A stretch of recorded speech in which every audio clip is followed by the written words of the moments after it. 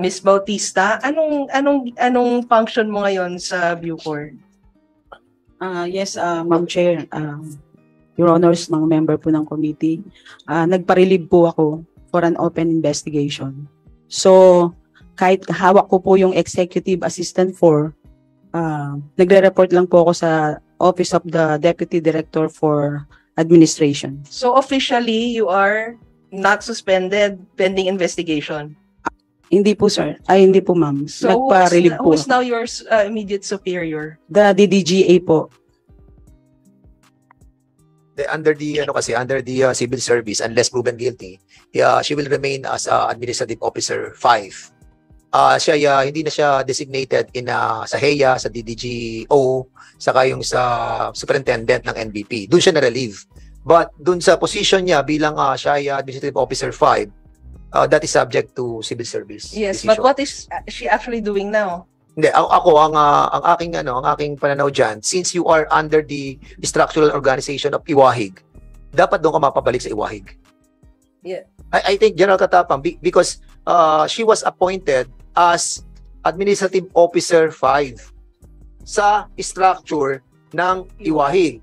Now that you are not designated to any position anymore, so you have to go back to your original mother colony. And that is the Iwahig. Ano yun? Sige, Superintendent Angie. Mr. Chair, members of the committee, hindi po ako appointed po as Administrative Officer 5. Nag-resign po ako way back po May 15, 2020. Now po, ang hawak ko pong position is Head Executive Assistant 4. O di ko terminus ka. Kung hindi ka na permanent position at Administrative Officer 5, nag-resign ka mismo sa position yon, the more na hindi ka pwedeng i-appoint dahil co-terminus ka. Mr. na position right now. Mr. Chair, plantilla appointment po yung HEA 4. Salary grade 22 po. Permanent position? Ang Executive Assistant? Yes, sir. Head Executive Assistant 4 po yung plantilla ko, sir. Wait. I think we need to find out the Executive Assistant. Executive Assistant are co-terminus. Pero unless may Co-terminus yan, I believe. Oo, kasi I have a lot of Executive Assistants at they are all co-terminus. Co-terminus ang Executive Assistant. That is not a permanent position. Mr. Chair, maybe we can ask the civil service for an answer, a written Hindi, wala answer. kasi yung civil service. We'll be asking kasi I've been a mayor, alam ko yan. Lahat ng Executive Assistants ko, co-terminus. That's Sige, right, sir. Wait, Angie. Let's ask the Personnel Services. Andiyan ang division ng Personnel Services. They know this better. Sige, Personnel Services. Kaya nga, Mr. Chair, we are asking for the organizational structure, no? Para we can review rin the structure in the Bucor. That's right. Thank you, Congressman Puentebella. But we'll be asking the division of the Personnel Services and Human Resource. You should know this, Human Resource.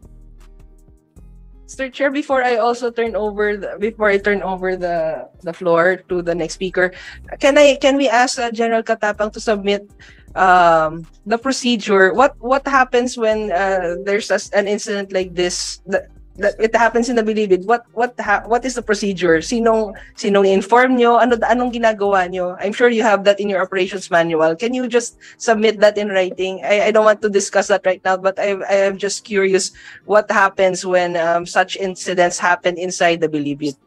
We will comply, Mr. Chair, Your Honor, Madam Chair. Yes. Yes, I'm asking for the Human Resource. Sino ba ang Human Resource Division? Head. Napakahirap naman ata na. Sino? Can you kindly raise your hand kung sino ang head?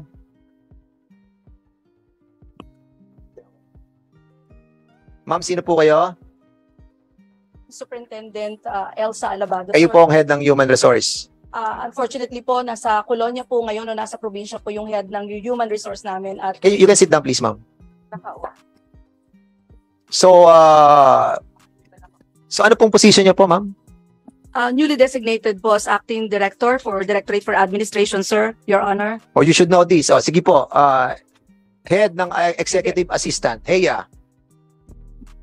I have here right now, sir, the appointment copy po for Ma'am Angie as Is it a Executive permanent position or it is a coterminous position?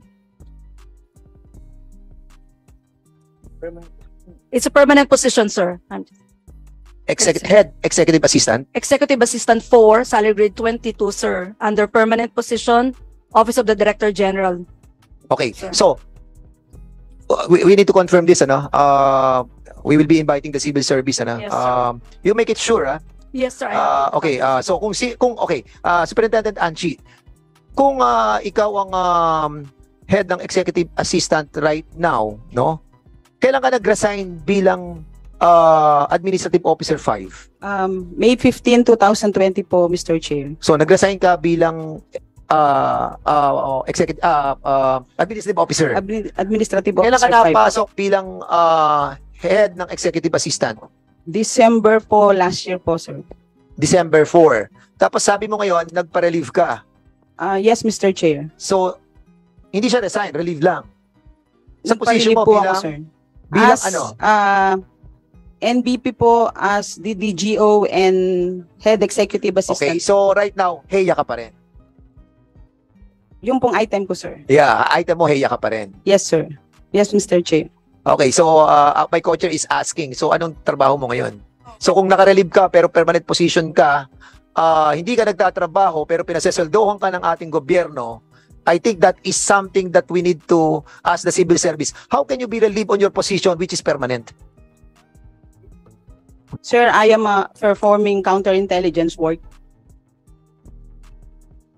Ha? Counterintelligence work daw ang ginagawa niya. Are you designated as on that position? No. No. You're not designated on that position. Yes, sir, but I am under instruction po, Mr. Chair. Verbally or by documents? By? Chair. Verbal. Yes po. Yun ang sinasabi ko, Angie, mag-iingat ka sa mga sinasabi. Pag verbal katina, pinag-uusapan natin, you were physically designated sa CIW. Pero ang sinasabi mo, you were formally designated ng PSB ng November 11. Magkakaroon tayo ng confusion tungkol doon sa official and verbal. Kung pag-verbal yan, wala yan. Wala yung verbal na yan. Kaya kung sinasabi mo na confidential assistant ka right now, wala yun. So you have to function as HEA. Kung permanent ka, plantilyado ka, magtrabaho ka. Kaya wala kang karapatan na sabihin mo na sinasabi mo kay General Katapang na nagpaparelieve ka sa sarili mo bilang HEA. That's wrong. Okay? Yes, Congressman Pedabella. Can we ask, bakit po kayo nagpa-relieve na biglang may ganitong insidente, importante kayo? Ba't kayo nagpa-relieve? Your Honor, kasi po nung pong last po natin na hearing, para po yung mga allegations po na binabato sa akin ay magkaroon po ng open investigation. Kasi para po maging fair and square. Kasi it seems po na para po kasi ako ako na rin po nalilito kasi unang-una po ang designation ko as NBP Superintendent, ginawa ko po kasi hindi po ako on direct na nagbabantay po doon sa mga Superintendent Angie, PDL. putulin na kita para hindi ka masyadong malubog. Okay? Maybe you are assuming that you will be relieved doon sa posisyon mo sa DDGO at sa superintendent ng NBP. But being a HEA plantilla, you cannot be relieved on that position because that is permanent. Mr. Nagkaroon Chair, ng confusion. I'm sure. Akala mo, marerelieve ka sa lahat ng trabaho mo. That's wrong. Because if it's true that it is a permanent position, you cannot relieve yourself in that position. That is a government position that is permanent and you have to work.